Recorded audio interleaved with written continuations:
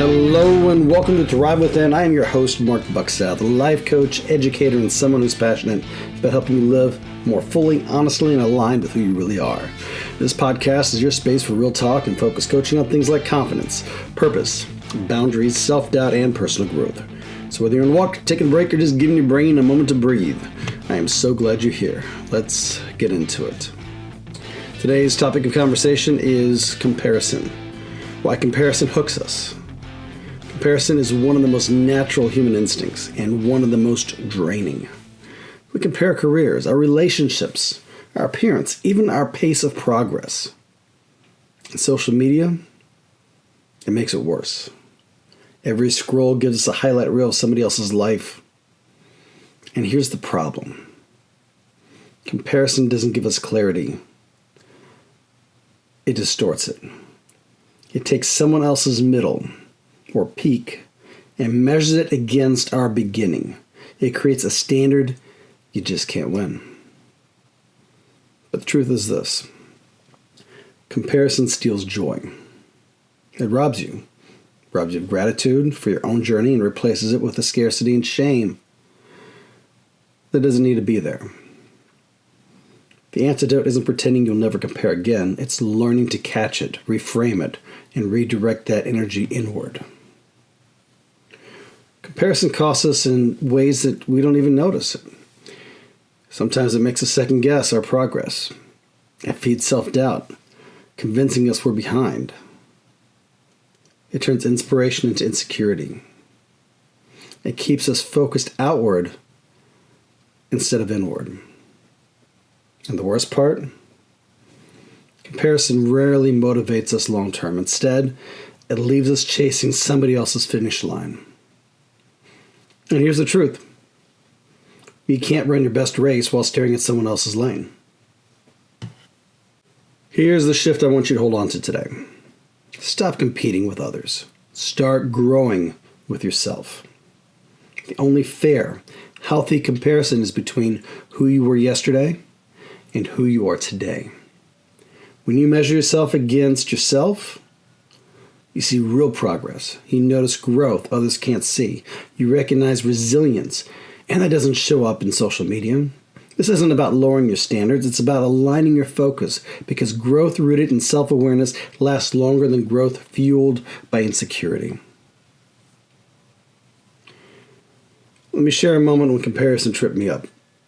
There was a season where I found myself scrolling through updates from colleagues and peers, and they were winning awards, posting about big projects, traveling to exciting places, and on the surface it looked like they were thriving. And I'll be honest, it hit me. I started questioning my own pace. I thought, am I behind? Should I be further along by now? And the spiral didn't make me productive. It made me anxious.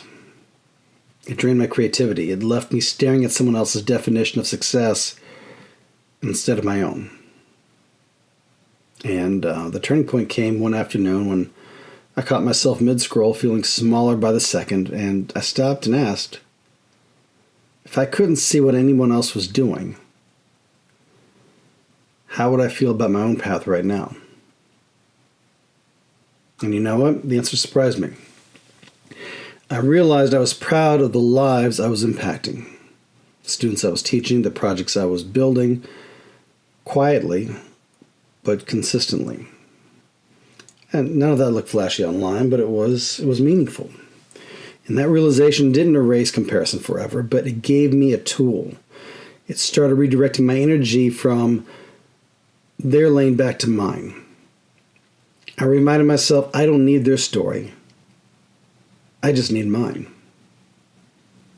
And over time, that shift helped me see comparison not as a verdict, but as a signal. A signal to return to my own lane. So, let's practice something together. Think of an area in your life where comparison shows up more often. Maybe it's career, maybe it's parenting, maybe it's finances, or maybe it's health. Bring one recent example to mind, now. And instead of spiraling, ask yourself these 3 questions. What is this comparison showing me that I value? Am I actually behind or just on a different timeline? And how can I turn this energy back into my own growth? So something you'll notice is that comparison often points to something you care about. Instead of resenting it, use it as feedback. Let it reveal your values, then bring your focus back to your own journey. Here's some prompts to carry with you. Where does comparison steal the most joy in my life? What would my progress look like if I measured it only against myself? And how would I live differently if I trusted my pace is enough? Now let these questions live inside you for a while. Let them marinate. And they can shift your posture towards gratitude and alignment. Here's a simple practice I call the comparison detox. It comes in 4 stages. 1, notice the trigger. Catch yourself in the act of comparing. That's the most important one. Now after that, name it. Name the truth. Remind yourself this is their lane, not mine. The next step is narrow your focus. Write down one thing you've improved in the last year. And last, but definitely not the least, nurture gratitude. List 3 things you value about your current season. This isn't about never comparing again. It's about building reflex that shifts you out of envy and back into growth. Here is your invitation for today. Take 5 minutes and write down one area of your life where you feel behind. Then ask, behind compared to what? Chances are you're comparing against a moving, unrealistic standard. Now, replace it with a better question. Compared to where I was last year, have I grown? That one question reframes the whole story.